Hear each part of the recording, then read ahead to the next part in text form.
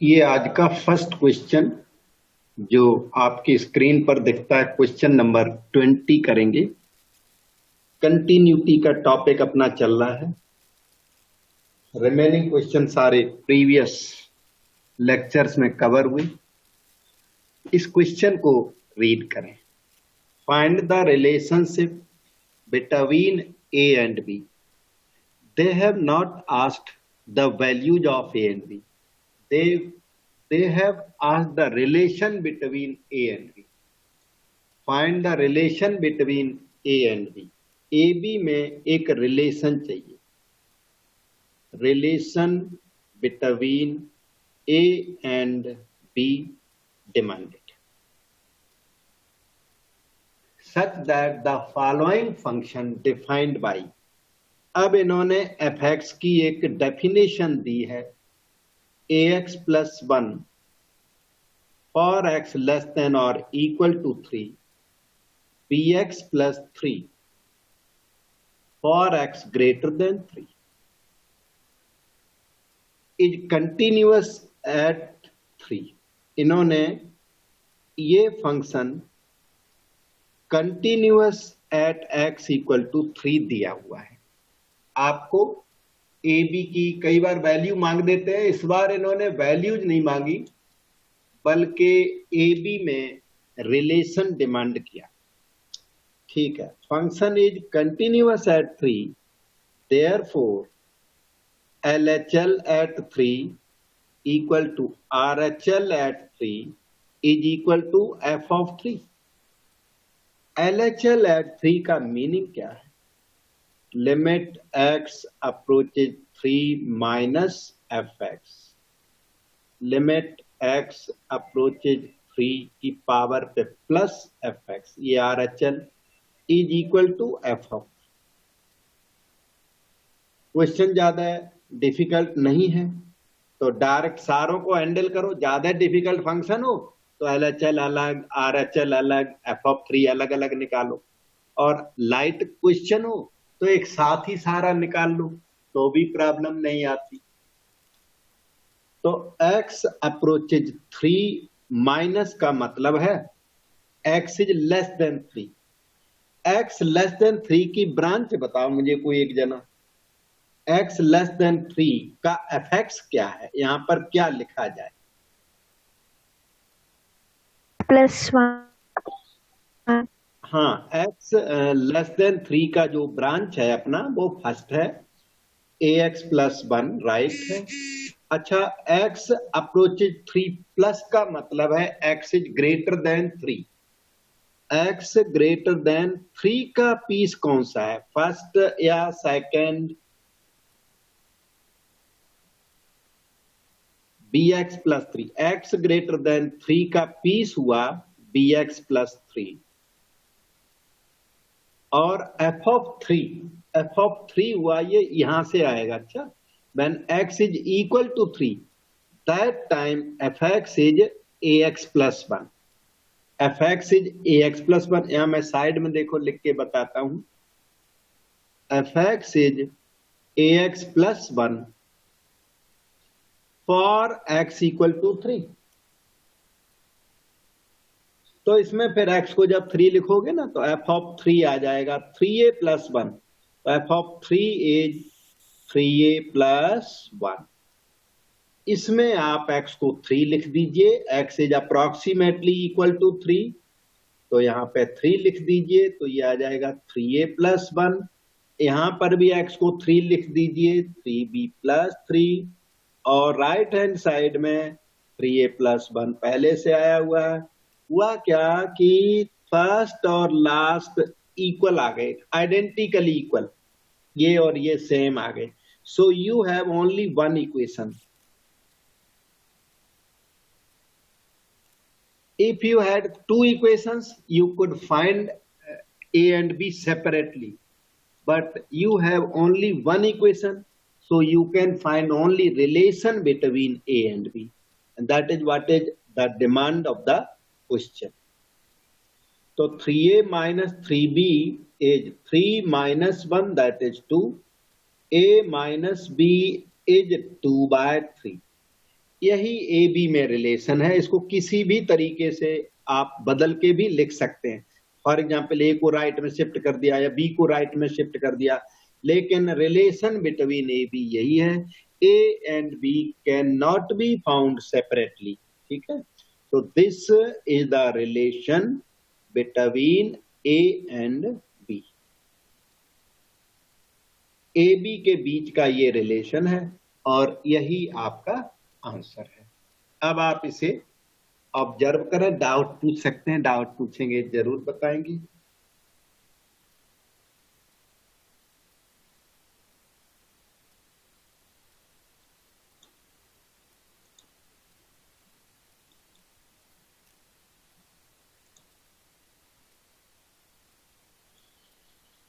ये है next question जो आपकी स्क्रीन पर दिख रहा है प्रॉपर। क्वेश्चन 21 को देखें। बाकी क्वेश्चन बड़े बड़े निकल गए, अब एक दो यही दो चार और बचे हैं, फिनिश होने वाला है टॉपिक आपका। तो क्वेश्चन 21 बीइंग डिस्कस्ड, इन्होंने फिर से एफ एक्स दिया हुआ है, value of F x x square minus 25 divided by x minus 5, x not equal to 5, k when x is equal to 5, is continuous at 5. Question says fx is continuous at x equal to 5. fx is continuous at 5. Find the values of के, के की value आपको निकालनी है।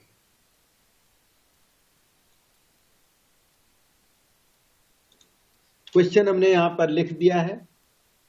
इस question में LHL RHL की need नहीं है, there is no need of LHL and RHL।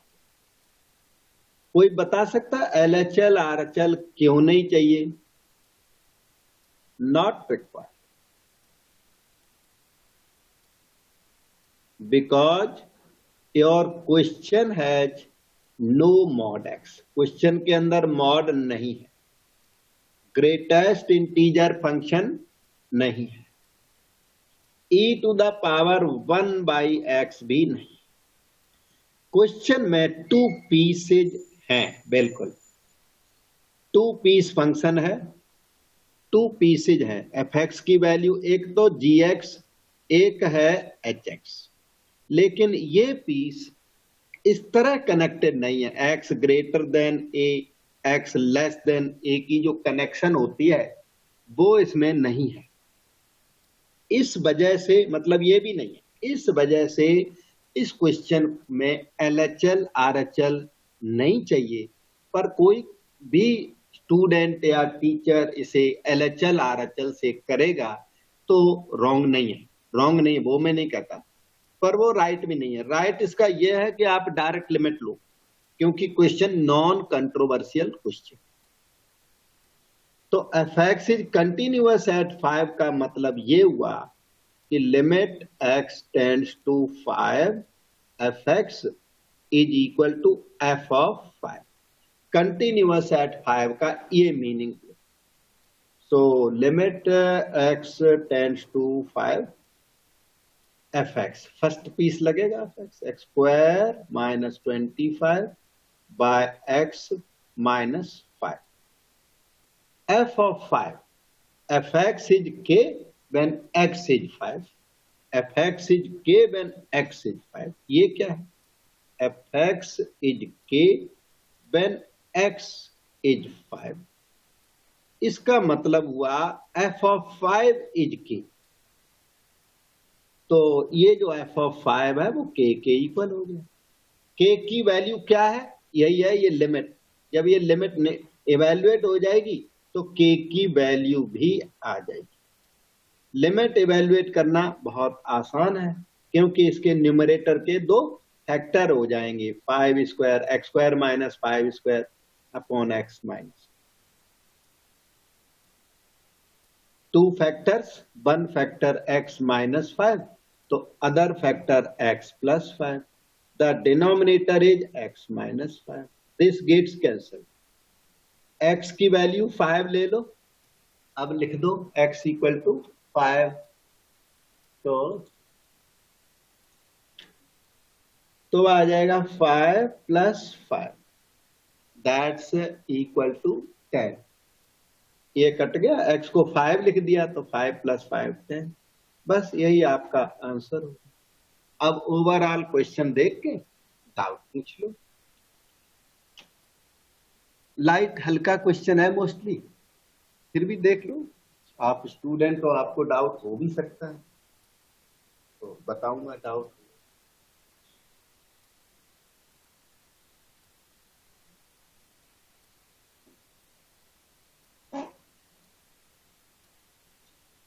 So we go to next question.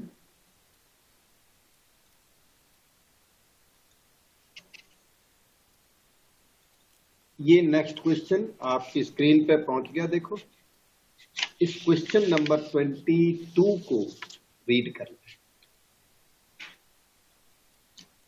Find the values of A and B. Question 2 में 22 में आपसे अब की बार ना रिलेशन नहीं, पूरे ए बी की डिमांड रखती. Find relation, find values of A and B such that the following function is continuous. fx is equal to 3-piece function 5 when x is less than or equal to 2. बीच वाला middle branch ax plus b if 2 is less than x less than 10. Last piece 21 if x is greater than or equal to 10.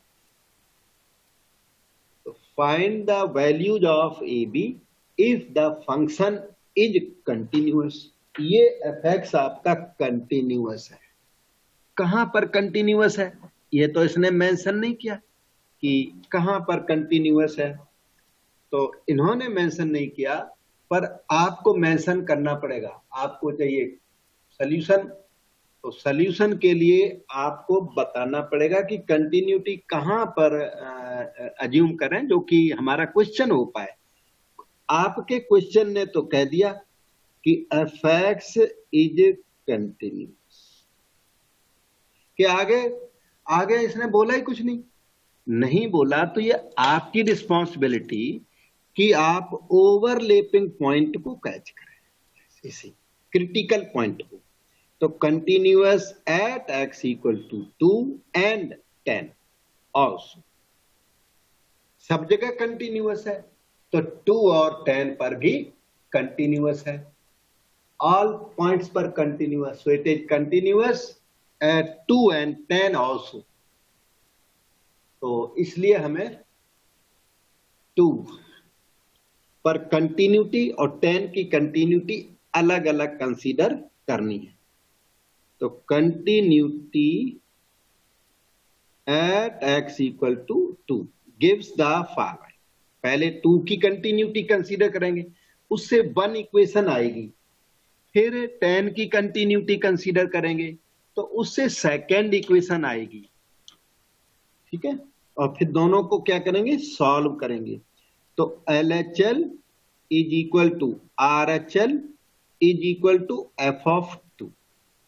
LHL क्या है, limit x approaches 2 minus fx, limit x approaches 2 plus fx, that is equal to f of 2. तो limit x approaches 2 की power minus x less than 2 है. x less than 2 का first piece है 5, तो fx की value 5 लिख दो. यहां वाला पीस आप बताओ, एक जना बताओ.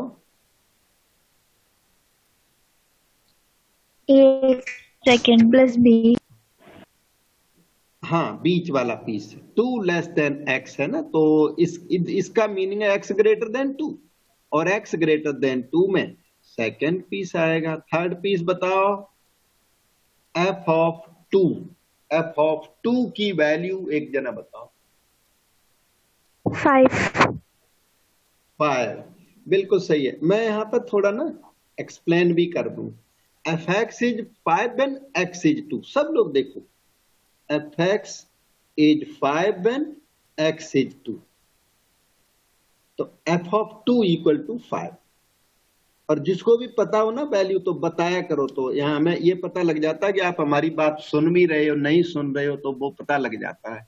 इसलिए जिसको वैल्यू आती हो ना बताया करो। अच्छा, 5 हो गया। लिमिट ले लो, आपको एच में चेंज करने का जरूरत नहीं है। 2 की पावर प्लस, तो रिप्लेस एक्स बाय 2।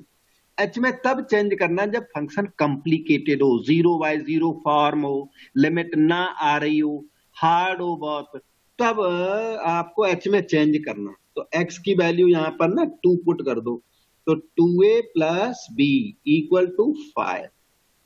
तो 5 और 5 तो इक्वल हो गए, तो 2a plus B is equal to 5। ये इक्वेशन नंबर आपकी 1 रेडी। x इक्वल टू 2 की कंटिन्यूटी ने एक इक्वेशन दे दी, और अभी 10 और क्रिटिकल पॉइंट एक और है आपके पास। तो continuity at x equal to 10, वो आपको वन मोर इक्वेशन देगा, फिर दोनों इक्वेशंस को सॉल्व करेंगे, फिर आंसर आएगा।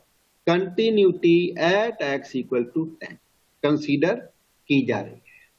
तो इसके लिए भी वही LHL at 10, left hand limit LHL at 10, RHL at 10 is equal to f of 10।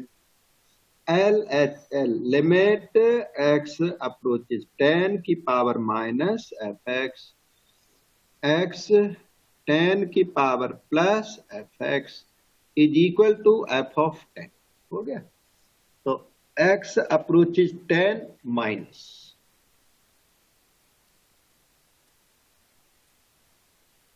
ये x स्लाइटली लेस देन 10 है।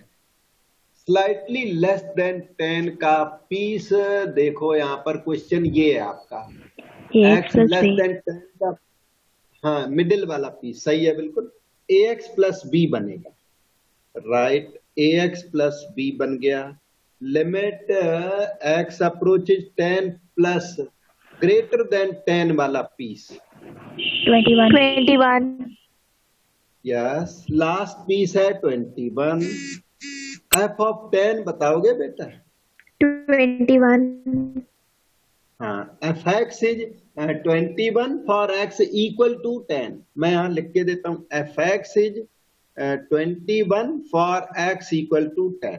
अगर इस दोनों सेंटेंस को मैच कंबाइन कर दें तो एफ ऑफ 10 इक्वल टू 21 बैठता है। ये हमने 21 लिख दिया। अब इस x को 10 कर दो तो 10a प्लस बी, h में चेंज नहीं करना, जरूरत नहीं। ये 21 ओके है, वो 21 ओके है। इसका मतलब हो गया कि 10a plus B is equal to 21, equation number 2।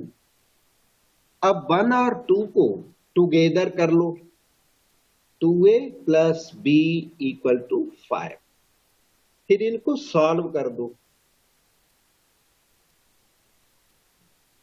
Minus minus minus cancel, 10a minus 2a 8a, 21 minus 5 16।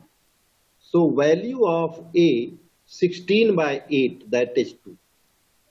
a की वैल्यू इक्वेशन 1 में पुट कर लो चाहे 2 में पुट कर लो, 2 2 जा 4 plus b is equal to 5।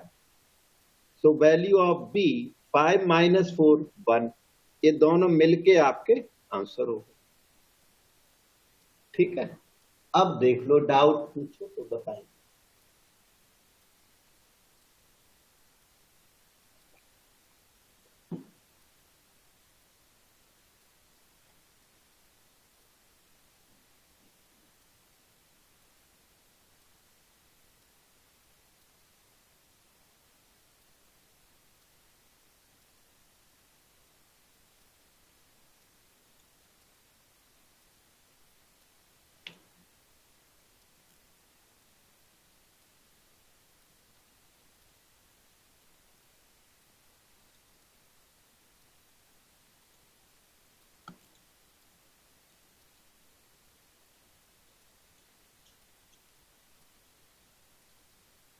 Question 24 आपकी स्क्रीन पर, उसे आप देख लीजिए।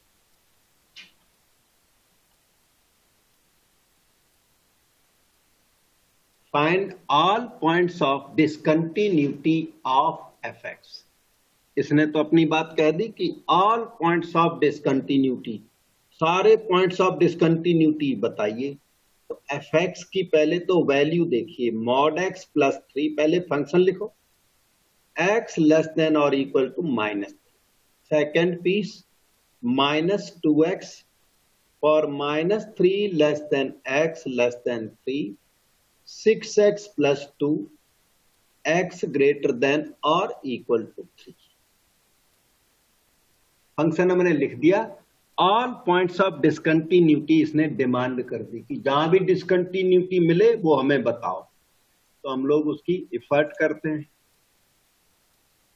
हमारा जो फंक्शन इन्होंने जैसे मॉड x लिख के दिया, तो मॉड x लिख के तो इसने हमें कंफ्यूज किया हुआ है। क्यों? क्योंकि मॉड x लिखा तो है, पर आगे लिखा ना, यहां पर यहां पर लिखा x इज नेगेटिव। ध्यान दो, x लेस देन -3 का मतलब है x इज नेगेटिव, और जब x की वैल्यू प्योर नेगेटिव है, x की वैल्यू प्योर नेगेटिव है, तो मॉड x की वैल्यू -x होगी। x की वैल्यू प्योर नेगेटिव, तो मॉड x कितना होगा? -x होगा। Mod x is -x when x is less than 0। जब भी x लेस देन 0 होगा, मॉड x की वैल्यू -x होगी। तो इसे रीराइट कर दें, fx की वैल्यू आई 3 - x लेस देन और इक्वल टू -3 पर ये वैलिड है, -2x -3 less than x less than 3 पर ये वैलिड है, 6x plus 2 valid for x greater than और इक्वल टू 3। इस तरह से हमने केयरफुल रह के मॉड को रास्ते से हटा दिया, क्योंकि मॉड रहता तो कोई दिक्कत नहीं थी, लेकिन मॉड तो हट गया तो बहुत अच्छा है। अब आपका fx क्या है? पॉलिनोमियल। यहां भी क्या है? पॉलिनोमियल। यहां भी क्या है? Polynomial. Polynomials are always continuous. तो fx की 3 वैल्यूज हैं, 3 की तीनों पॉलिनोमियल हैं। तो इसलिए पॉलिनोमियल्स हमेशा कंटिन्यूअस होते हैं, वो हमने याद कर रखा है, सभी को याद करना होता है। तो fx इज कंटिन्यूअस। कैसे? Clearly, obviously, clearly fx is continuous, क्योंकि पॉलिनोमियल है। हाँ, अलग अलग पॉलिनोमियल है, पर ये polynomial. fx is continuous everywhere. Polynomials are continuous, तो इसलिए सारी जगह कंटिन्यूअस है। लेकिन जब इन्होंने डिफाइन किया तो ये पॉलिनोमियल्स में जॉइंट है, और जहां जॉइंट होता है ना, ये ओवरलैपिंग, वहां पर डिसकंटिन्यूटी का चांस होता है। तो fx is continuous everywhere except perhaps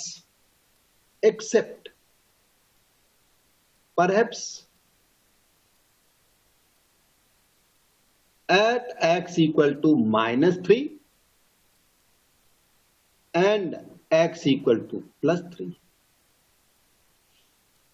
शायद -3 और +3 पर डिसकंटिन्यूटी निकल भी सकती है, क्योंकि दो चीजों को जब जॉइंट करते हैं तो जॉइंट में गैप रह जाता है कभी कभी। तो जो जॉइंट वाले पॉइंट है, ये ओवरलैपिंग पॉइंट, क्रिटिकल पॉइंट, इन्हीं पर डिसकंटिन्यूटी का चांस है।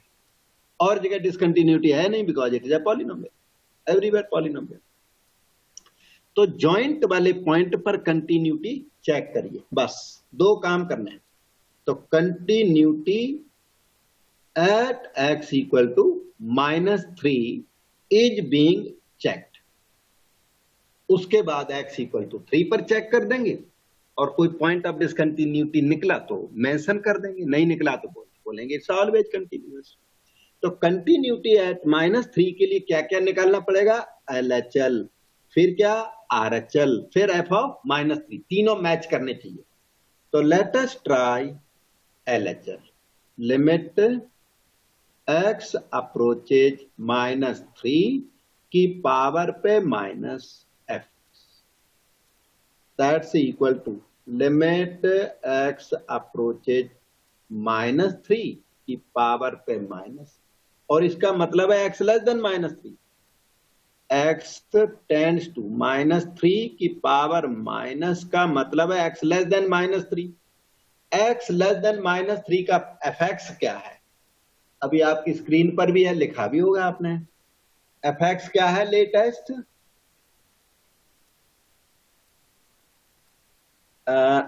3 - x है बेटा। x लेस देन -3 का fx 3 - x, ये लीजिए 3 - x can be written as 3 - x की वैल्यू डाल दीजिए -3, तो 3 + 3 क्या हो गया 6।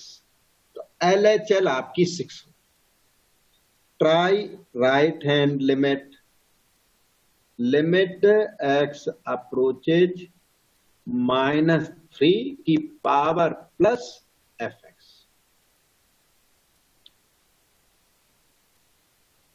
ये है x greater than -3, x greater than -3 का पीस है मिडिल वाला, वो देखो -2x मिडिल पीस, लिख डालिए यहां -2x, और x की वैल्यू क्या है -3, तो -2 replace x by -3, this is 6। LHL 6 आई थी, RHL इज ऑल्सो 6। अब आप निकालिए f ऑफ -3। f ऑफ -3 आपका निकलेगा मिडिल ब्रांच से, यहां से निकलेगा, मैं गलत बोल गया, फर्स्ट पीस से निकलेगा, क्योंकि x equal to -3 first piece में लिखा है, x इक्वल साइन यहां पर है, यहां x इक्वल टू -3 के लिए कौन सा पीस वैलिड है? फर्स्ट वैलिड है। तो ये आएगा 3 - x at x equal to -3। As a result 3 minus of -3, ये भी 6 निकला, तीनों 6 निकल गए। मतलब ये कि LHL is equal to RHL is equal to f of -3। So fx is continuous at x equal to -3। तो -3 तो डिसकंटिन्यूटी निकला नहीं। अब ओनली वन मोर पॉइंट रह गया, x इक्वल टू 3, वहां पर चेक करना पड़ेगा कि कंटिन्यूअस की डिसकंटिन्यूअस। अब आप बिगिनिंग से सॉल्यूशन देखते चलिए, और जो राइटिंग की है उसको ठीक करते चलिए, जो कमी बड़ी है ठीक कर लो, और फिर भी जो फाइनल में बच जाए उसको लास्ट में ठीक करना है बाद में। जो अभी राइटिंग करते होंगे शायद आप साथ में राइटिंग किया करें, अच्छा, और डाउट भी साथ के साथ पूछना है, प्रैक्टिस करनी है, मेहनत का काम है। अच्छा, इजी नहीं लेना, कोर्स बहुत अच्छा है लेकिन बहुत इजी भी नहीं है आपके लिए।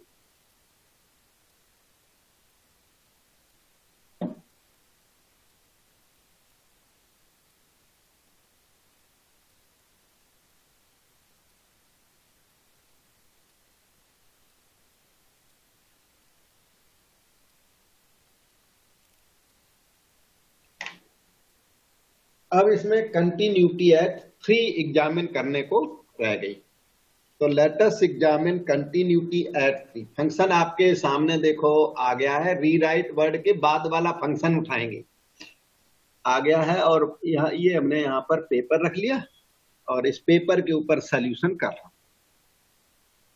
Continuity at x equal to 3 is being examined.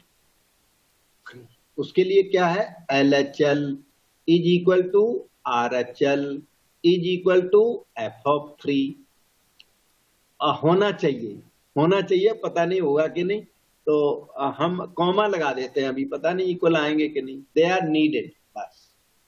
तो try left hand limit, which is limit x approaches 3 की पावर पे माइनस fx। अच्छा, बताओगे इसका x लेस देन 3 का पीस कौन सा? x लेस देन 3 का fx कितना लिखा जाए? 3 minus x माइनस 2x है बेटा। x लेस देन 3 का जो fx है ना, मिडिल वाला है -2x। अब आप x को 3 लिख दीजिए, -2 इंटू 3, तो ये -6 मालूम पड़ा। RHL ट्राई किया जाए।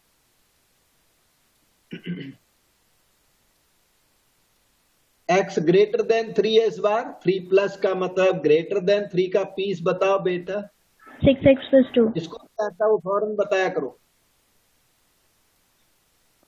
6x plus 2 हाँ, 6x plus 2 थर्ड पीस है बेटा। और सब लोग समझो, सबको आना चाहिए और सब लोग बताया करो।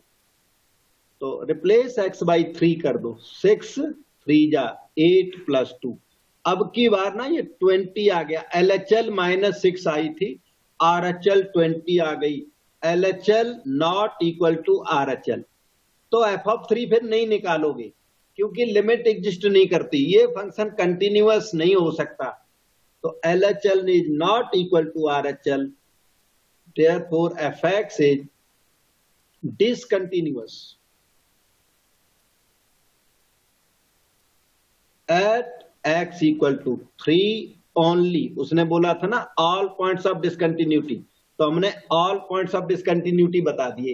एक ही जगह पर ये डिसकंटिन्यूअस है, सब जगह एग्जामिन किया हमने। It is continuous elsewhere. -3 पर ये कंटिन्यूअस और elsewhere it was polynomial, so it is continuous. Only at 3 it is discontinuous। Limit does not exist, so limit does not exist, function is not continuous at x equal to 3। अब देखो 3 की continuity discontinuity हो गई, ये भी मतलब question आपका complete हो गया।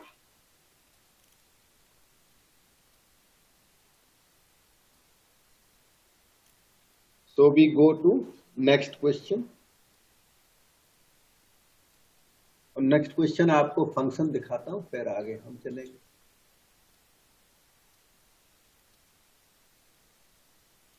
ये देखिए,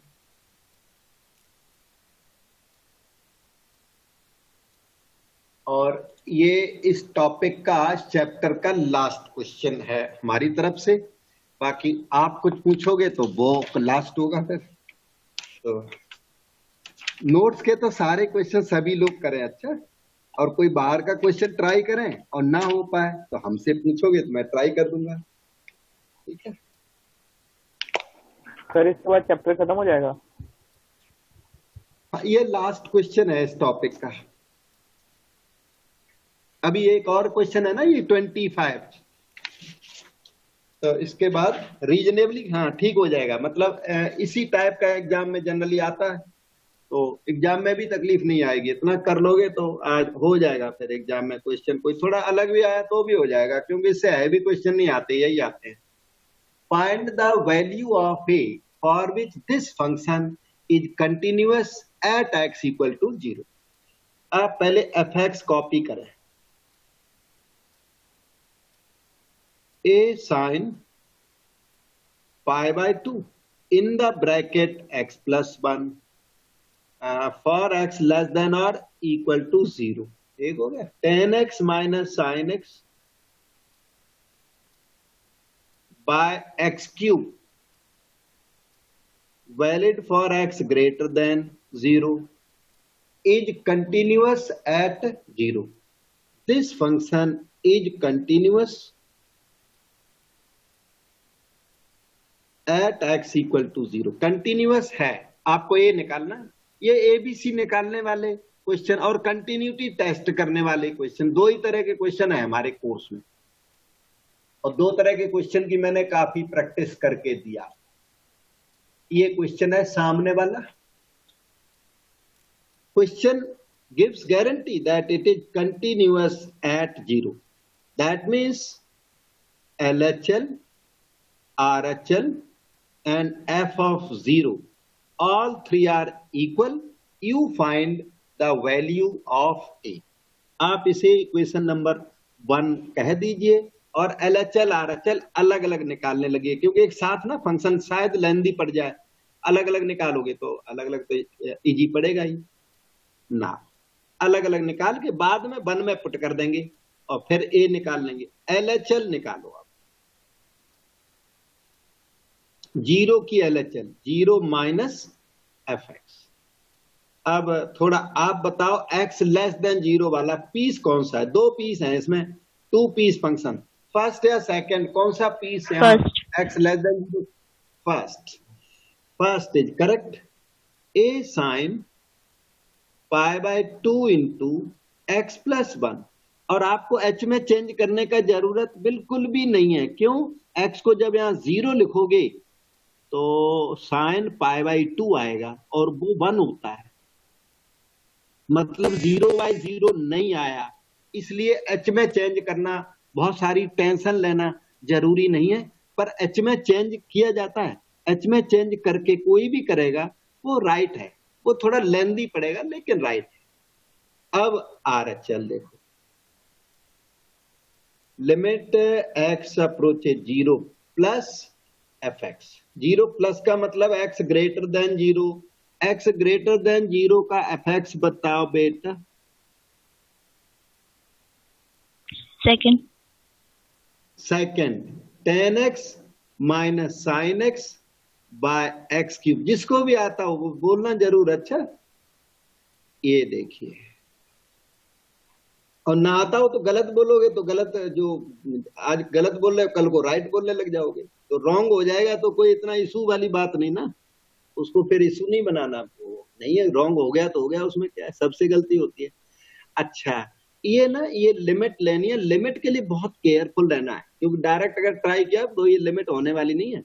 इसे tan को साइन बाई कॉस में कन्वर्ट कर दो, बहुत ही careful, minus sine x. Convert क्यों कर दिया? शायद आपने जान पाया होगा, कन्वर्ट कर दिया हमने साइन एक्स कॉमन लेने के लिए, क्योंकि साइन एक्स बाई एक्स 1 हो जाता है, वो एडवांटेज लूंगा। साइन एक्स कॉमन लो, ये देखो साइन एक्स कॉमन आ गया, ब्रैकेट में रह गया 1 by cos x minus 1 by 1, और डिनोमिनेटर कितना? X cube. जो ये एक्स क्यूब है इसका एक्स इसे दे दो और एक्स स्क्वायर इसे दे दो, बराबर हो गया। सारा हिसाब कर दिया उसका। साइन एक्स बाय एक्स, क्योंकि इनटू है बीच में, तो फैक्टर की लिमिट रास्ते में ले लो, क्वेश्चन करने के रास्ते में अगर फंक्शन की लिमिट लोगे तो कभी लॉस नहीं होता। इसलिए साइन एक्स बाय एक्स का लिमिट 1 और उसे छोड़ दीजिए, बचे हुए को देख लीजिए।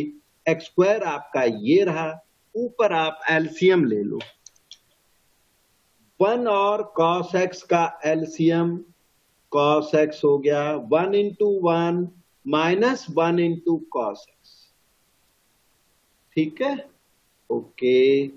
This is limit x tends to 0, 1 minus cos x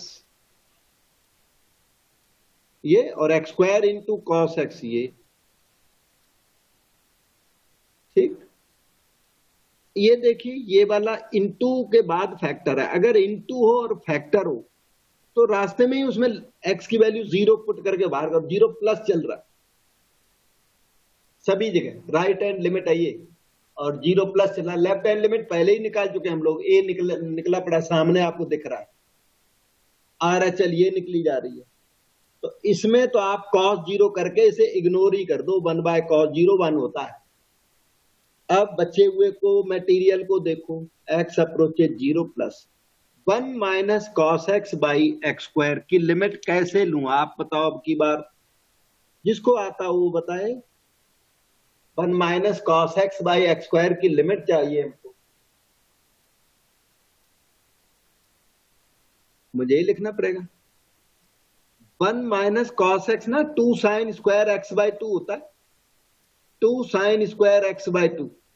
ये देखो मैंने 2 जगह लिख दिया, नीचे एक्स स्क्वायर को दो जगह लिखो, एक्स इंटू एक्स, जान लिया होगा आपने किस लिए, एक्स बाई टू करो, यहां एक्स बाई टू करो, मल्टीप्लाई बाय 4 करिए, ये 1, ये 1, 2 बाय 4 हुआ 1 बाय 2, cos 0 1। तो आपको एफ ऑफ जीरो अब लिखने की जरूरत नहीं है, क्योंकि LHL इक्वल टू RHL से ए आ जाएगा, ए मांग रहे हैं ये, और आपको चाहिए एफ ऑफ जीरो, तो हाँ निकाल सकते हैं बिल्कुल। F of zero will be found from first branch, यहां से एफ ऑफ जीरो आएगा फर्स्ट पीस से, यहां से एफ ऑफ जीरो देखो यहां पर समझा के फिर मैं बताता। एफ ऑफ जीरो, क्योंकि x इक्वल टू जीरो ये लिखा है, x इक्वल टू जीरो का फर्स्ट पीस है, तो फर्स्ट पीस में जाके इसमें जाके x को जीरो पुट कर दीजिए, तो आएगा a sine pi by 2 into 0 plus 1, that is 1, मतलब कि a आएगा, f ऑफ जीरो a आ गया। तीनों सब निकाल दिए मैंने, f ऑफ जीरो भी निकाला, तो f of zero is a। 10, अब तो पूरा काम हो गया, कंप्लीट हुआ। LHL is equal to RHL is equal to F of zero, says LHL means A, RHL means half, f of zero means A।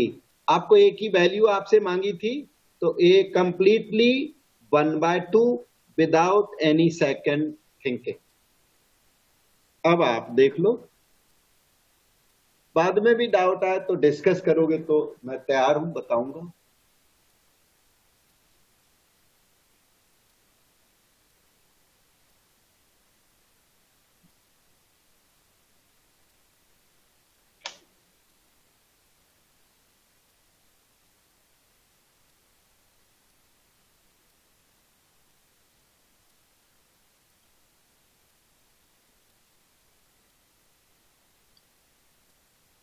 Okay, तो ये टॉपिक कंटिन्यूटी का फिनिश हो गया। अब हम लोग इंटीग्रेशन करेंगे, ठीक है, इंडेफिनिट इंटीग्रेशन पर हम शिफ्ट होते हैं। तो इंडेफिनिट इंटीग्रेशन का ये स्लाइड है, इसमें कुछ वर्क है।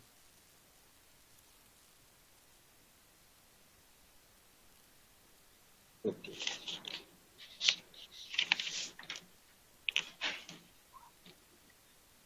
अच्छा, एक रिलेशन फंक्शन का हमने चैप्टर किया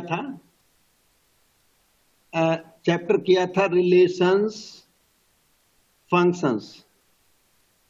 तो आपकी टेक्स्ट बुक में हो सकता है बाइनरी ऑपरेशंस हो, है हमारे टेक्स्ट बुक में, देखिए आपने बुक। ओके, तो ये बाइनरी ऑपरेशन आजकल कोर्स में नहीं है, बुक में है लेकिन सिलेबस में नहीं है, तो इसलिए कोई क्वेश्चन कभी बाद में आए तो कंफ्यूज नहीं होना। आपके कोर्स में जो न्यू कोर्स है ना, अभी तक जो डिक्लेरेशन है उसमें रिलेशंस एंड फंक्शंस हैं, और फर्दर कुछ डिक्लेयर हुआ तो वो देखा जाएगा, पर आज की डेट में रिलेशन फंक्शन है, बाइनरी ऑपरेशन कोर्स में नहीं। लास्ट ईयर उन्होंने निकाल दिया था बाइनरी ऑपरेशन, पर बुक में वो है अभी, इसलिए मैंने याद दिला दिया, ठीक है। So we go for next topic, indefinite integration.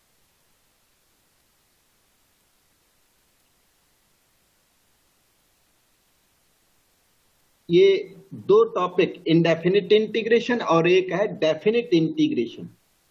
तो ये है स्टार्टिंग, इनडेफिनिट पहले करना पड़ता है फिर ही डेफिनिट हो सकता है। Definite is based on indefinite, वो इनडेफिनिट से ज्यादा अलग नहीं है। तो ये वाला इंटीग्रेशन करेंगे, बहुत लेंथी टॉपिक है ये और काफी प्रैक्टिस लेबर की जरूरत है। और स्कोरिंग है, स्कोरिंग बहुत है, जिसको समझ में आ गया पूरे मार्क्स ले आता है, जिसको नहीं समझ में आया वो प्रैक्टिस नहीं करता, उसको गड़बड़ हो जाती है। तो स्कोरिंग बहुत अच्छा है, बड़ा अच्छा टॉपिक है, आप इंटरेस्ट लेंगे तो लर्न कर लेंगे।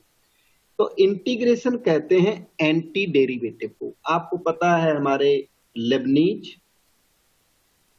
और न्यूटन, ने मिलके इस कैलकुलस को इन्वेंट किया। Leibniz and Newton invented whole calculus.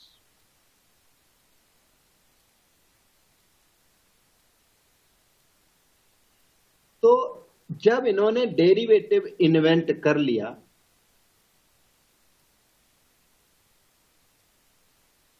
तो इनको ऐसा लगा कि कोई ऐसी प्रोसेस हो जिसे एंटी डेरिवेटिव बोला जाए। Derivative of sine x cos x है, तो कोई ऐसी प्रोसेस हो कि कॉस एक्स से स्टार्ट करूं और साइन एक्स आ जाए। अभी हमने साइन एक्स से स्टार्ट किया तो आंसर आया कॉस एक्स। अब वो कहते हैं हम आंसर से स्टार्ट करें तो क्वेश्चन आ जाए, ऐसी कोई एंटी डेरिवेटिव की प्रोसेस हो। तो जब ये डिफरेंशिएशन इन्वेंट कर चुके तो इनके माइंड में आया कि अब एंटी डिफरेंशिएशन भी देखा जाए थोड़ा सा। तो उसके लिए इन्होंने क्या किया कि साइन एक्स तो आंसर में आना, तो ये फालतू है, डी डी एक्स एक्स्ट्रा है, ये आंसर में नहीं आना। आंसर में क्या आना? साइन एक्स आना। तो इन्होंने बहुत ही केयरफुल रह के d of sine x is equal to cos x, इस dx को राइट हैंड साइड में शिफ्ट कर दिया।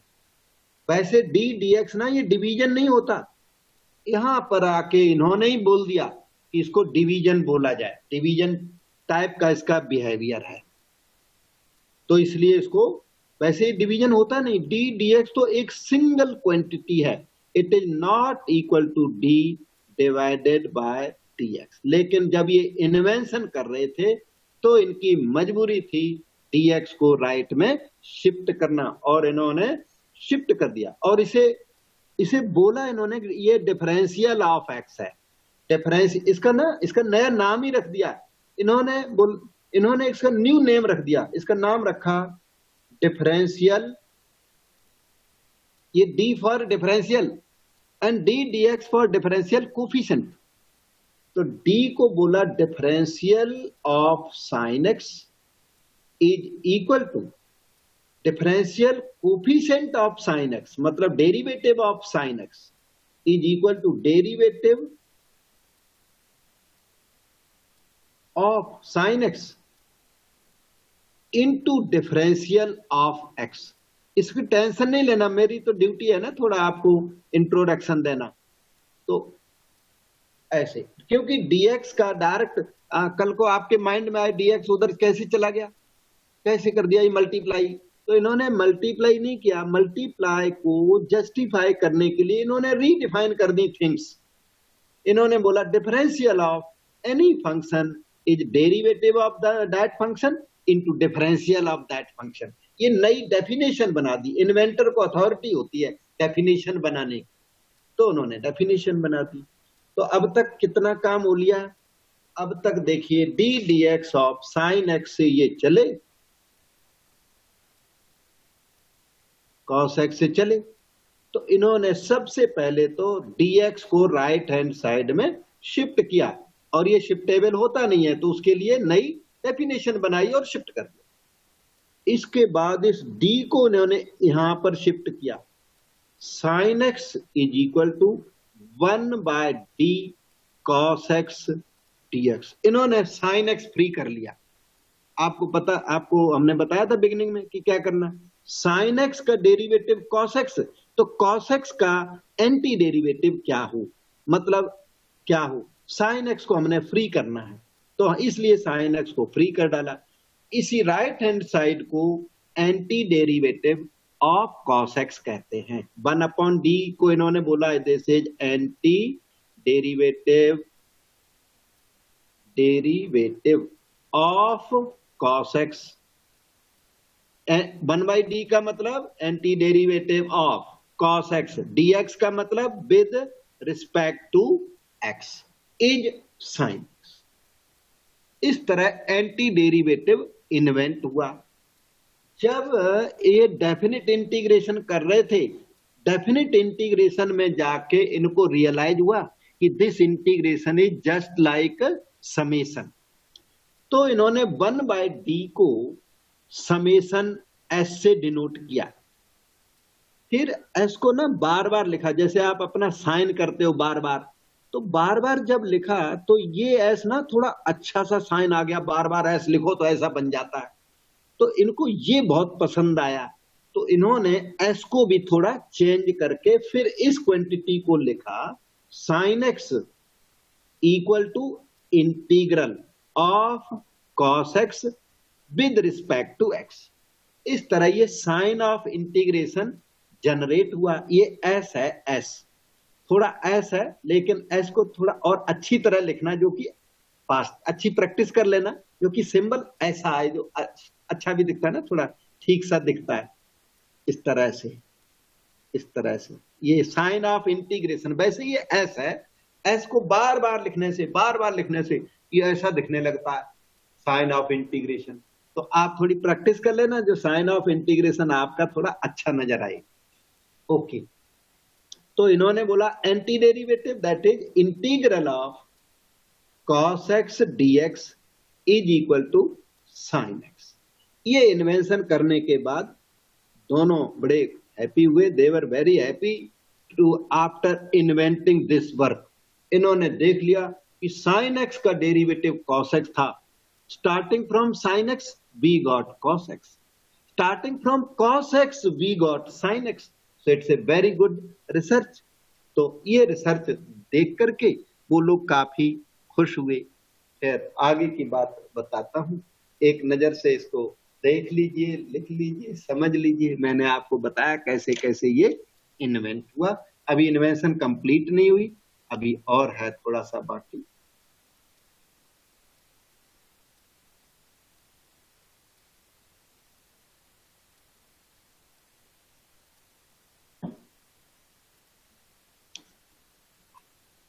तो आगे चलता हूं।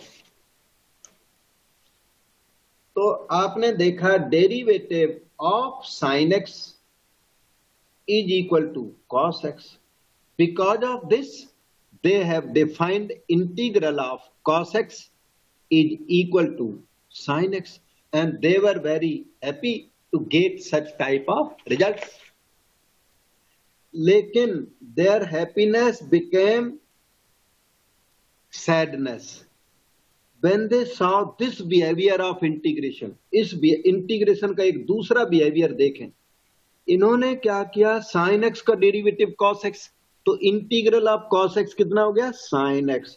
तो sin x प्लस tan का डेरिवेटिव जब किया तो वो भी cos x निकला, क्योंकि tan का डेरिवेटिव 0 हो जाता है, वो भी cos x निकला। अगर इसके बेस पर इंटीग्रल डिफाइन करें तो वो sin x प्लस tan निकला। Yes, derivative of this is that, तो integral of that is this. फिर क्या हुआ, इसको देख करके तो इनको तकलीफ हो गई।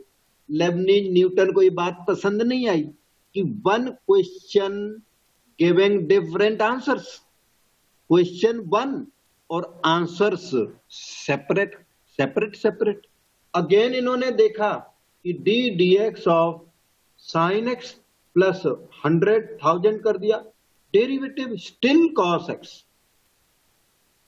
तो इसके बेस पर अगर इंटीग्रल डिफाइन करें तो integral of cos x will be sin x plus 1000। तो ये क्या हो रहा है, one question giving variety of answers, different answers. This behavior of integration was not liked by Leibniz and Newton। उनको ये पसंद नहीं बात आई। एक क्वेश्चन एक आंसर आ रहे अनेक, है ना, वन क्वेश्चन सेवरल आंसर्स। तो इसे उनको पसंद तो नहीं आया, लेकिन इसे टर्मिनेट करने का, इसको एलिमिनेट करने का, इस प्रॉब्लम को रिमूव करने का उन्होंने बहुत ट्राई किया, but they did not succeed. Ultimately they surrendered, and they said integral of cos x dx will remain sin x plus c, constant of integration। c can be 0, c can be 10, c can be 1000, c can be 10 to the power 50। क्योंकि उनके पास कोई रास्ता नहीं था इस सी को remove करने का। तो उन्होंने इस बिहेवियर को सी के साथ उन्होंने उसको मर्ज कर दिया। और जो हम लोग हैं इंटीग्रेशन के जो स्टडी करने वाले लोग, इनको इंस्ट्रक्शन दी हुई है, हम लोगों को इंस्ट्रक्शन दी कि आप सी अप्लाई करोगे। आप भी एग्जाम तक सी लगाते रहोगे। एग्जाम में सी ना लगाने की हाफ मार्क की पेनल्टी लगती है। अगर आपने सी वहां पर नहीं लगाया तो हाफ मार्क कटता भी है, एग्जामिनर के लिए इंस्ट्रक्शन आती है।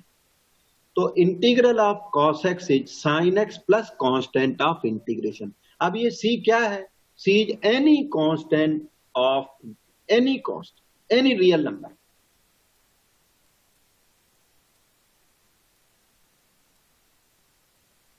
इसका मतलब ये जो आंसर आया ये डेफिनेट नहीं आया, फिक्स नहीं आया।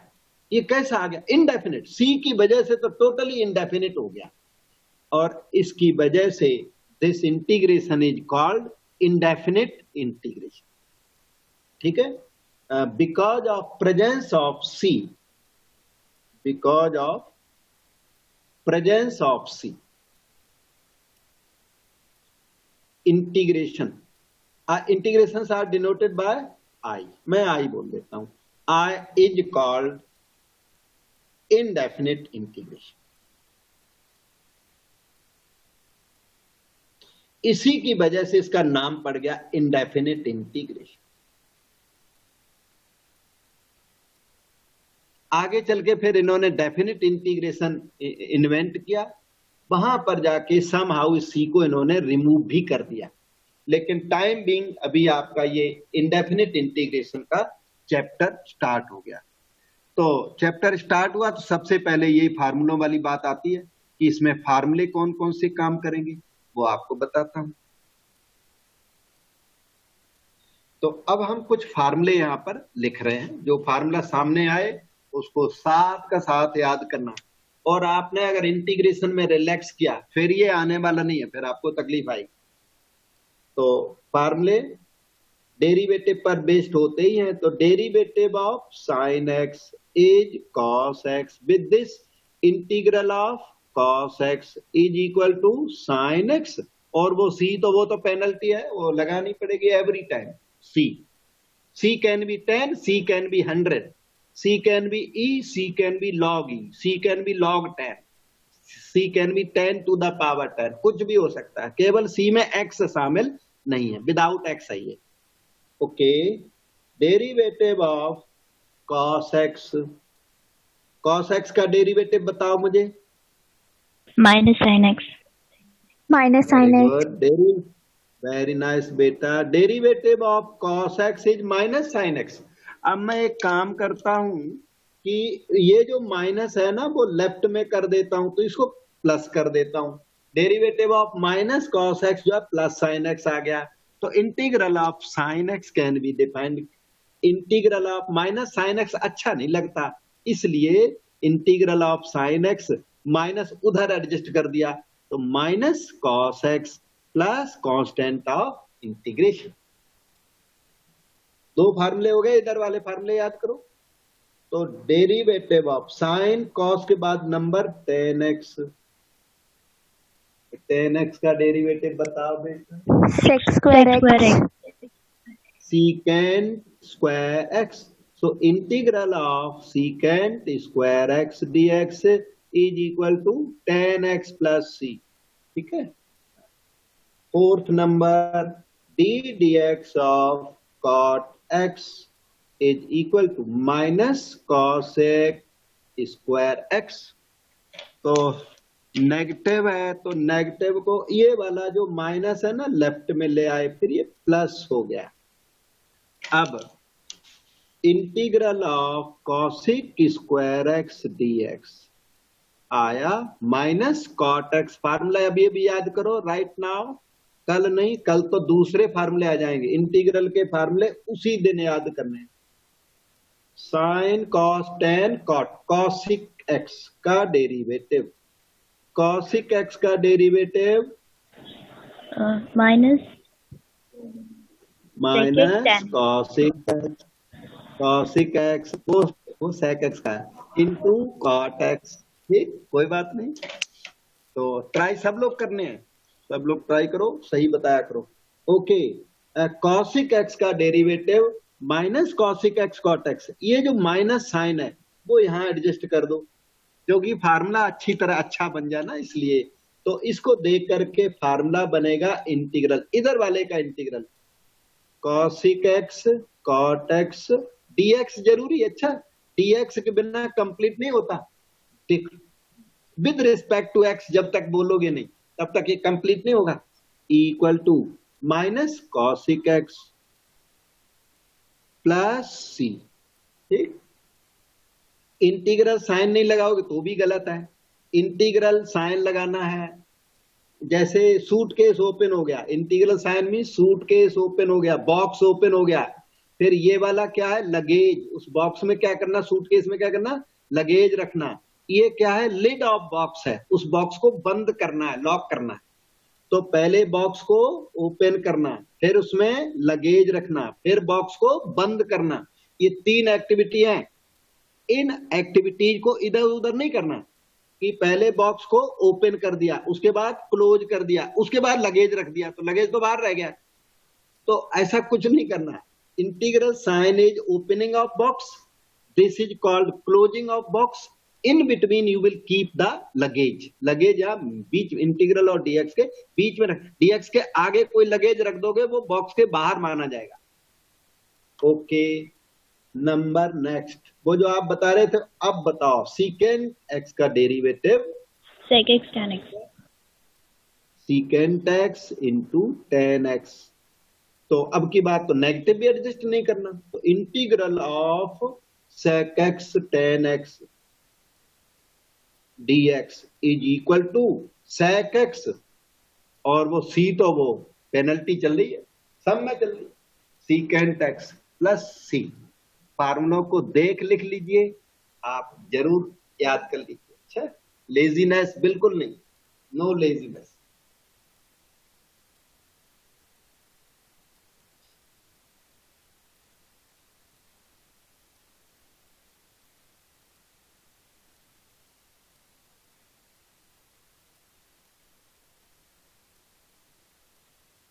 ठीक है, अब हम नेक्स्ट फार्मूला बताते हैं। 6 नंबर तक हो गए, 7 sine cos tan cot cosec sec, वो तो ऑल द 6 हो गए।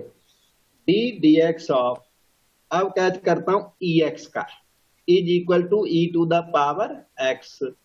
तो इसकी वजह से अगर डिफाइन किया जाए ex का डेरिवेटिव ex, तो integral of e to the power x is equal to e to the power x itself plus c constant of integration. ex का डेरिवेटिव और इंटीग्रल सेम होता है।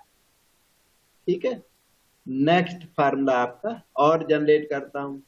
मुझे आप a की पावर x का डेरिवेटिव बताओगे। a to the power x into log a होता है। ठीक है, लॉग a कांस्टेंट है, कांस्टेंट, इसलिए वो यहां पर शिफ्ट हो सकता है डी dx के अंदर, कांस्टेंट है इसलिए a to the power x upon log a कर लो, तो ये आ जाएगा a to the power x। Derivative of this is that, therefore integral of that is this, therefore integral of ax dx is equal to a to the power x by log a plus c। अब आप बोलोगे फिर ex ax में ऐसा क्या फर्क है? फर्क है, e तो 2.7 होता है, बस 2.7 के लिए वैलिड है वो फार्मूला, लेकिन a 2.7 भी हो सकता है और 100 भी हो सकता है, a can be 50, a can be 90, a can be anything. हाँ, a को अगर आपने e कर दिया तो क्या होगा, तो इस फार्मूले में e to the power x upon log e हो जाएगा। लॉग e की वैल्यू कैलकुलस में 1 होती है, पहले भी हमने कई बार बताया, e to the power x plus c आ जाएगा, वही वो है ऊपर वाला फार्मूला। तो वो फार्मूला क्या है, that is a particular case of this formula. Formula number 8 का वो क्या है, पर्टिकुलर केस है, EX1। ठीक है, तो अब हम नेक्स्ट फार्मूला जनरेट करते हैं। डेरिवेटिव ऑफ x की पावर n तो सबको ही आता होगा, कितना है, nx to the raised to power n minus 1.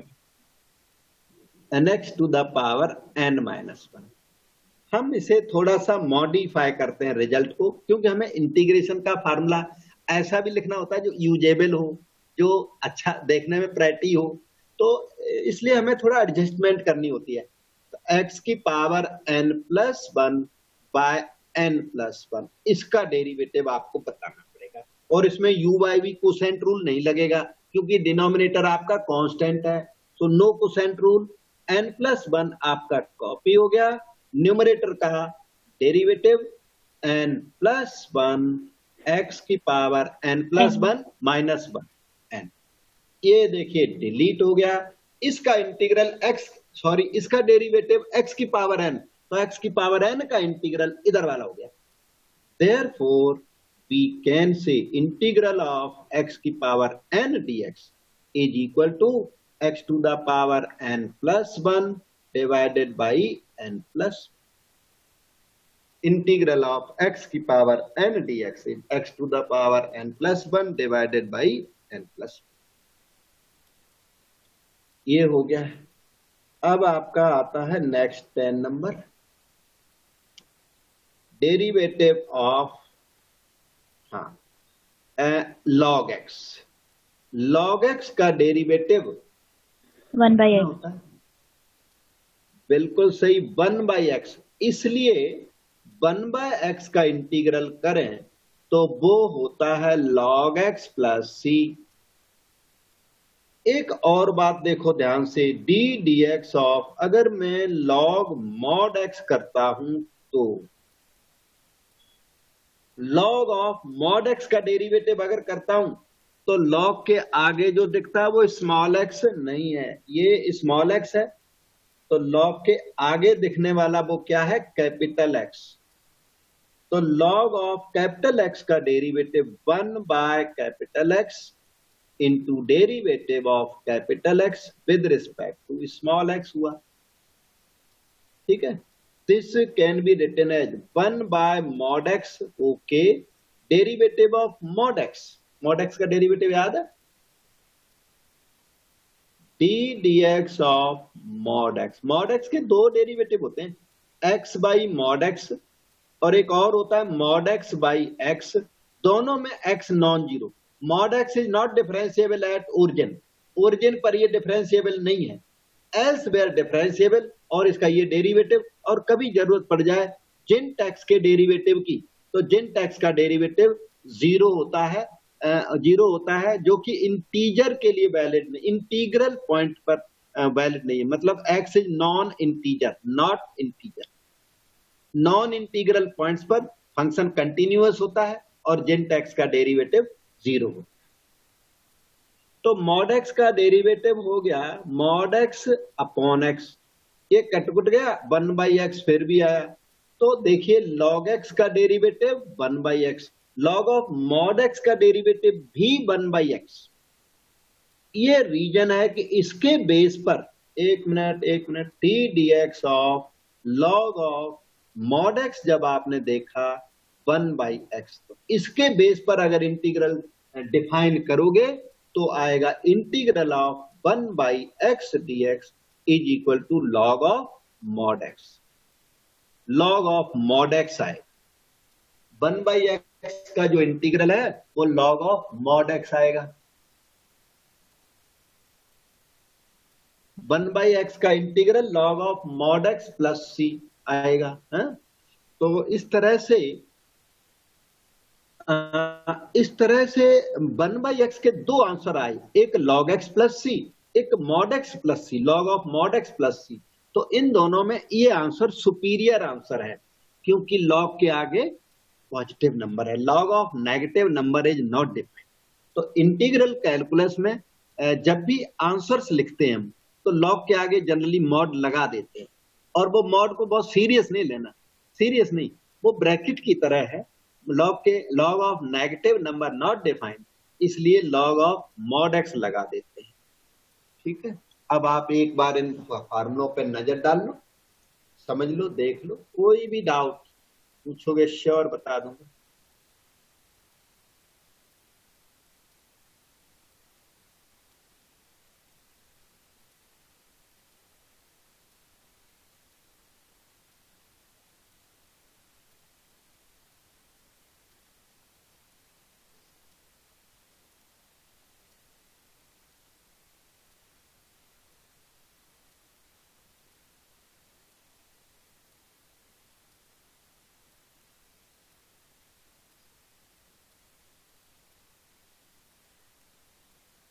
ये यहां तक है, log of mod x plus सी,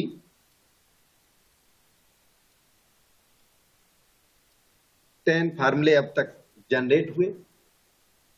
और देखता हूं,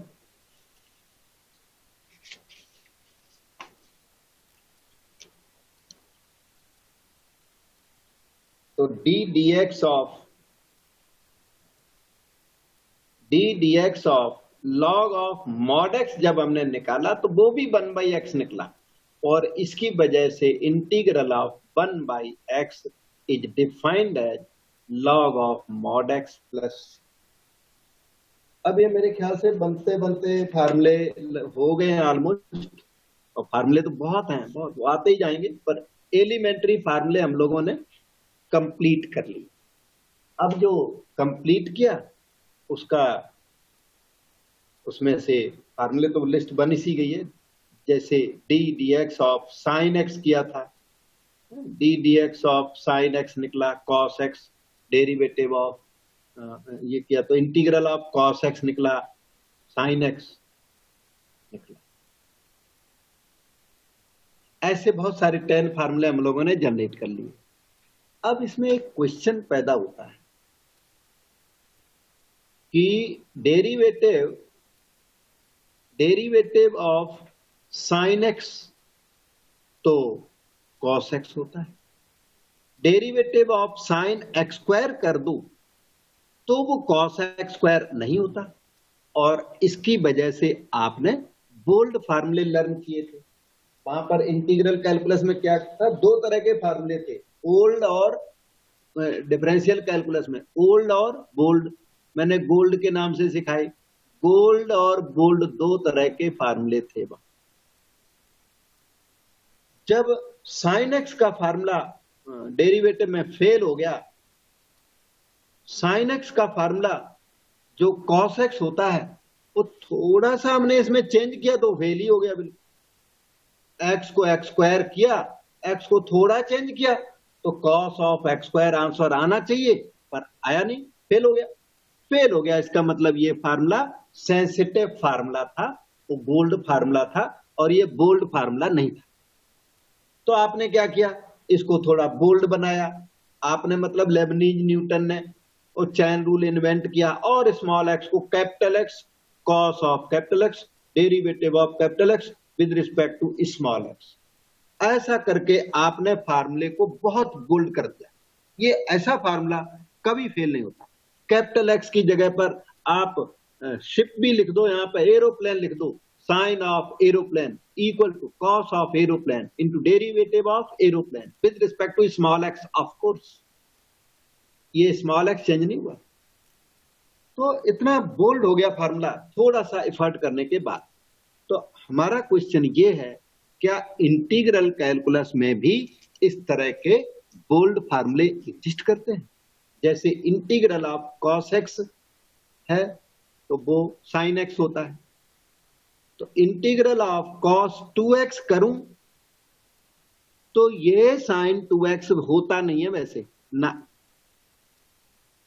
तो फार्मूला तो ये इतना ही बन के रह गया, कॉस एक्स का integral sine x, cos 2x पर फेल है। तो क्वेश्चन ये पैदा होता है, कैन वी जनरलाइज दीज फार्मूले? Answer is yes to some extent and answer is no to some extent. दोनों आंसर हैं इसके। हम इसको थोड़ा सा जनरलाइज कर भी सकते हैं और उतना जनरलाइज नहीं कर सकते, जितना डेरिवेटिव में एकदम बोल्ड एरोप्लेन लिख दिया आपने और फार्मूला फेल नहीं हुआ, उतना भी नहीं। एरोप्लेन लिखना तो अलाउ नहीं करेंगे, लेकिन थोड़ा बहुत इसको बोल्ड करना परमिट है। कितना बोल्ड करना परमिट है वो मैं आपको बता। तो बोल्ड फार्मूले पॉसिबल हैं, थोड़ा सा बोल्ड कर सकते हो। Integral of cos x sine x था, इस एक्स को ax प्लस बी कोई भी लीनियर फंक्शन से रिप्लेस कर सकते हो। Replace x by ax plus b. Integral के सभी फार्मूलों में जो अभी हो चुके हैं वो और जो फ्यूचर में आएंगे वो, इंटीग्रल कैलकुलस के सभी फार्मूलों में x को ax प्लस बी लिख सकते हो। और x को ax प्लस बी लिखने से जो फार्मूला आएगा उसमें फर्दर x को ax प्लस बी नहीं लिख सकते। फर्दर चेंज पर चेंज वो नहीं करोगे आप एक बार चेंज करोगे ओरिजिनल फार्मूले। तो और चेंज ऐसे करोगे, cause replace x by ax plus b. ax plus b का मतलब a be any constant, b को b स्क्वायर भी चल जाएगा, a स्क्वायर भी चल जाएगा, कोई प्रॉब्लम नहीं। लेकिन आप x को चेंज नहीं करोगे, x को x स्क्वायर कर दोगे, तब ये लीनियर नहीं रहा, फिर तो ये क्वाड्रेटिक हो गया। लीनियर से चेंज कर सकते हो, px प्लस क्यू से चेंज कर सकते हो, rx प्लस s से चेंज कर सकते हो, ax प्लस b से चेंज कर सकते हो। और करो राइट साइड में, राइट साइड में भी replace x by ax plus b कर सकते हो, प्लस c अपनी जगह पर होगा। लेकिन x replace by ax plus b जब भी आप करोगे तो राइट हैंड साइड में x के कोफिशिएंट a का डिवीजन भी करोगे। डिवीजन करोगे और याद रखोगे। तो जितने भी मैंने 10 फार्मूले सिखाए उन सभी फार्मूलों को जनरलाइज कर सकते हो, लेकिन जनरलाइजेशन का लिमिट है ax प्लस b तक। जैसे कि integral of cos x sine x, integral of sine x कितना याद किया? इंटीग्रल ऑफ साइन एक्स कितना है एनीवन? माइनस कॉस एक्स आया था प्लस सी। फार्मूले को जनरलाइज करोगे तो replace x by ax plus b. सभी फार्मूलों में ये काम कर सकते हो, minus cos ax plus b. उसमें भी आपको डिवाइडेड बाई a करना पड़ेगा, तब जाके ये बोल्ड हो जाएगा, फार्मूला बन जाएगा। कहने का मतलब इंटीग्रल साइन 3x प्लस 5 मान लो निकालना है आपको, तो इसका आंसर आएगा minus cos 3x plus 5 by 3 plus c। ये आपका आंसर। देखो, समझो, डाउट पूछो।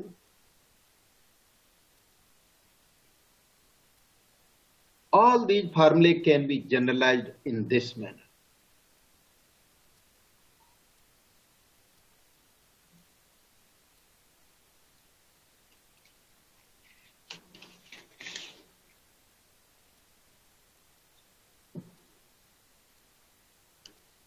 ठीक है, तो इसके बाद हम चलते हैं टॉपिक पर और थोड़ा एक आधा और जनरलाइजेशन देखो। डेरिवेटिव ऑफ tan x था, वो था secant स्क्वायर x। इसके बेस पर आपने sec स्क्वायर x का इंटीग्रल डिफाइन किया tan x, और फिर इस फार्मूले को आप जनरलाइज करना चाहते हो तो replace x by ax plus B. tan ax plus B by a plus C. कहने का मतलब integral sec square minus 5x plus 7 dx, मान लो ये करना है, तो इसका आंसर आएगा tan of minus 5x plus 7 divided by a का मतलब माइनस 5।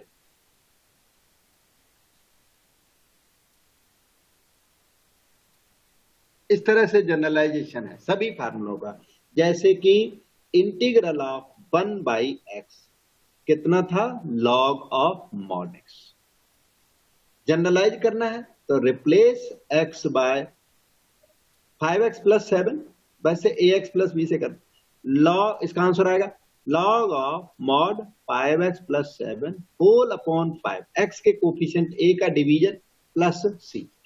अगर जो ए बी के टर्म्स में जनरलाइज करना तो आंसर आएगा log mod ax plus b divided by a plus c, ऐसे आएगा।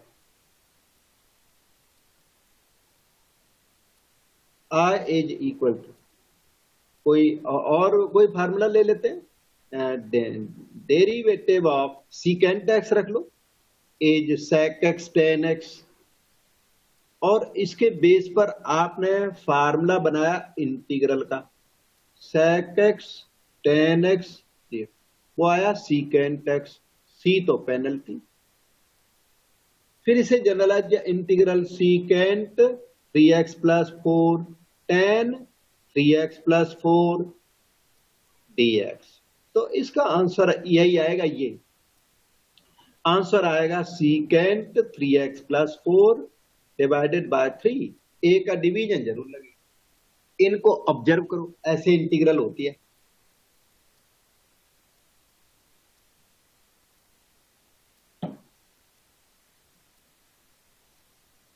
ऑल फार्मूलों में जैसे integral secant ax plus B tan ax plus B dx, तो इसका आंसर आएगा secant ax plus B divided by a plus C. इस तरह से आपके पास 2 सेट्स ऑफ फार्मूले हो गए, एक ओल्ड वाले गोल्ड फार्मूले, एक हो गए अपने बोल्ड फार्मूले। ये बोल्ड तो है पर ये इतने भी बोल्ड नहीं है कि इनमें एक्स स्क्वायर लिखा जा सके। इसमें ना ऐसे एक्स स्क्वायर कर दो तो फार्मूला फेल हो जाता है, एक्स स्क्वायर करना, एक्स स्क्वायर अलाउड नहीं है, लेकिन बी स्क्वायर कर दोगे तो फेल नहीं होता। बी स्क्वायर सही है क्योंकि कांस्टेंट का आप कुछ भी कर सकते हो, पर एक्स जो वेरिएबल है उसको चेंज नहीं कर सकते। बी स्क्वायर है तो कोई ट्रबल नहीं है उसमें, चाहे ए की पावर 3 है तो कोई ट्रबल नहीं है, पर x की पावर 2 भी नहीं करने देंगे हम, 3 भी नहीं करने देंगे, कोई पावर x की हम इंक्रीज नहीं करने देंगे। ठीक है, तो आपको फार्मूले कई सारे दिए, और यहां पर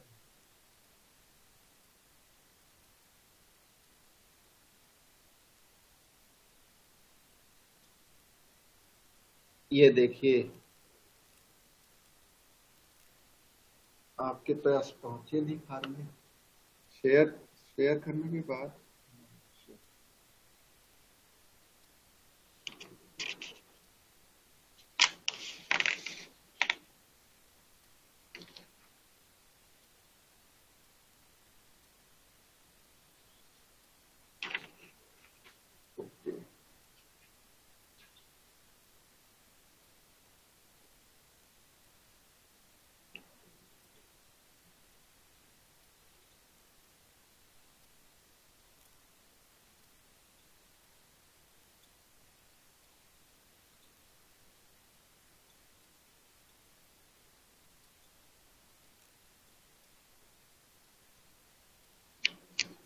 ठीक है। तो अब आपको थोड़ा सा हम क्या बताते हैं कि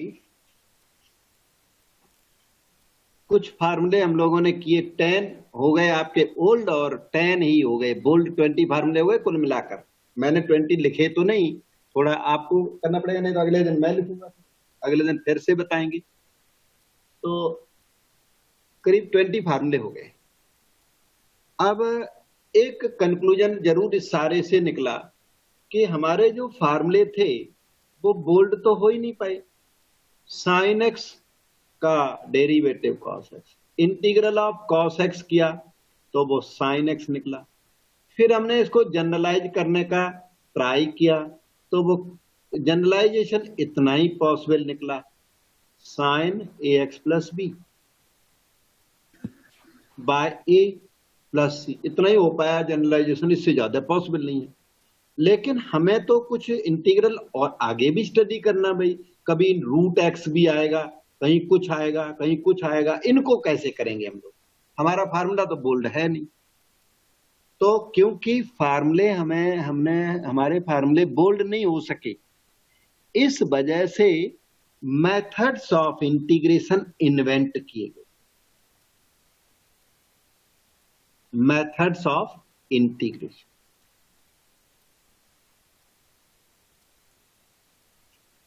Because formulae could not be made bold, so methods of integration came into play. Methods of integration game में इसलिए आए कि फार्मूले बोल्ड नहीं थे. डिफरेंशिएशन के फार्मूले बोल्ड थे, तो हमने मेथड ऑफ डिफरेंशिएशन लर्न कभी नहीं किया. नहीं, वो मेथड ऑफ डिफरेंशिएशन नहीं था. आपने एक ही मेथड को, बोल्ड वाले मेथड को ना, एक ही मेथड था आपके पास, साइन ऑफ कैपिटल एक्स वाला. एक सिंगल मेथड को, बोल्ड वाले मेथड को डिफरेंट टाइप ऑफ फंक्शंस पर लगाया. पहले आपने पैरामेट्रिक फंक्शंस की, पहले जनरल किए, फिर पैरामेट्रिक किए, फिर इम्प्लिसिट फंक्शन किए, फिर इनवर्स फंक्शन किए, फिर इनवर्स ट्रिग्नोमेट्रिक, फिर logarithmic functions, differentiation by log किया. लेकिन वहां डिफरेंट मेथड्स ऑफ डिफरेंशिएशन नहीं थे. अब आप लर्न करोगे डिफरेंट मेथड्स ऑफ इंटीग्रेशन. तो मेथड्स ऑफ इंटीग्रेशन में उसमें क्या है, पहले मैंने नीड बताई कि इनकी जरूरत क्या है.